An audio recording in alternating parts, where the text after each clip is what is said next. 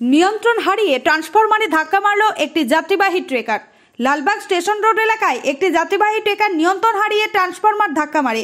ঘটনাস্থলে ট্রেকারের ড্রাইভার সহ বেশ কয়েকজন যাত্রী জখম হন। ঘটনায় চাঞ্চল্য ছড়ায়।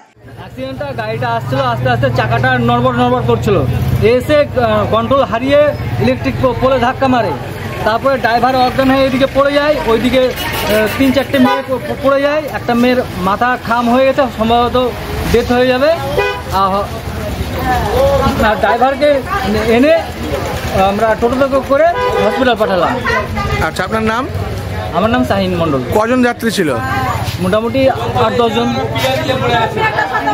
স্থানীয় বাসিন্দারা ঘটনাস্থলে এসে তড়িঘড়ি আহত ব্যক্তিদের উদ্ধার করে লালবাগ মহকুমা হাসপাতালে পাঠায়।